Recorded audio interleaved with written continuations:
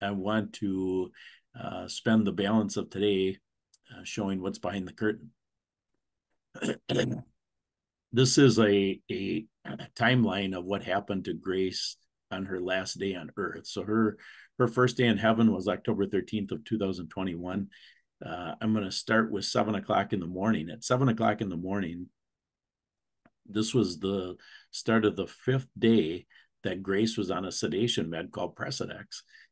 This was not known to us. So what we believe is informed consent. I'm going to show you in another slide. Informed consent is dead. They just do things. So they sedated Grace with Precedex. The package insert for Precedex says to not use that drug for more than 24 hours or it causes acute respiratory failure. Well, starting at 7 o'clock in the morning, that's when the shift change is at St. Elizabeth's Hospital where Grace was murdered. The nurse who was in charge of Grace's care on October 12th and 13th had 20 years of ICU experience. The first thing she did right at 7 o'clock, this is right from the records, she increased the dose of Precedex from 0.9 to 1.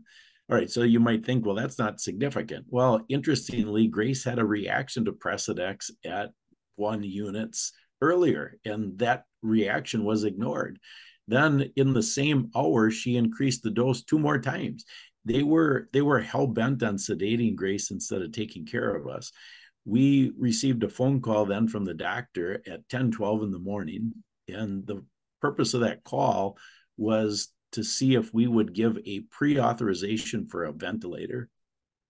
And this was the 5th request. My suspicion is that he knew we would say no because Plan B went into effect literally while we're on the phone call. The phone call ended at 10:55. During the phone call at 10:48, the nurse increased the dose of Precedex to the maximum allowable dose, 1.4. At 10:56, simultaneous with hanging up the phone, the doctor put an illegal do not resuscitate order on Grace's chart. At 11:25, the nurse added lorazepam to the mix of meds. Lorazepam is contraindicated with Precedex. At 11:37, not on this chart, the doctor, if you go back to the phone call, said Grace had such a good day yesterday, we should work on nutrition. We should get her out of bed so that in the next several days we can get her home. So we blindly approved a feeding tube. At 11:37, they put the feeding tube in. They didn't start feeding Grace till 1:59, 2.25 hours later. At that point, Grace was knocked out from the max dose of Precedex and lorazepam. She still wasn't dead, but she was knocked out. Jessica, our daughter, was in the room with Grace at this time. So we know this to be factual, what I'm telling you. I had been taken out by an armed guard, you'll remember, 3 days earlier. Now the nurse decided to give Grace 2 more doses of lorazepam. Lorazepam has a half-life of 12 to 14 hours. So Grace has now got these meds.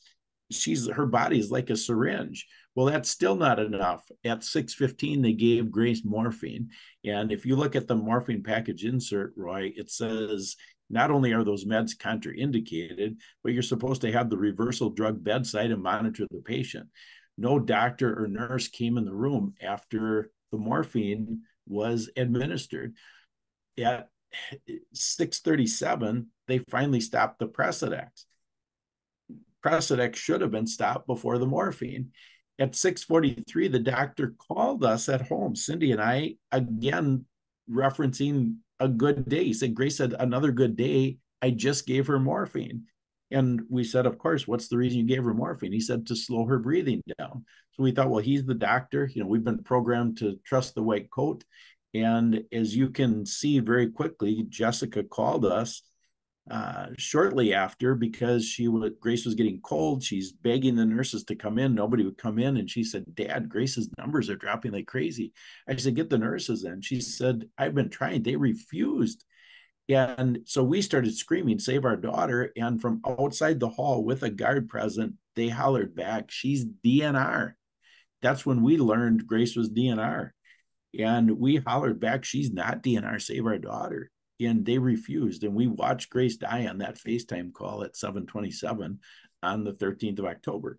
So I'm going through that just so people see this is the type of thing that happens in a hospital setting. Now that I've been out there and become a public figure, I see this in a much bigger perspective, and I'm intimately familiar with several cases that are substantially worse than Grace's. So you think, okay, there's cases that are worse. Yes, there's substantially worse. So this is not an anomaly. This is the norm. And the more evil piece of this, Roy, is that I can't get this story out in mainstream media, not about Grace, but about medical murder. I've only been able to share this in alternative media. Medical murder is being covered up in the mainstream media.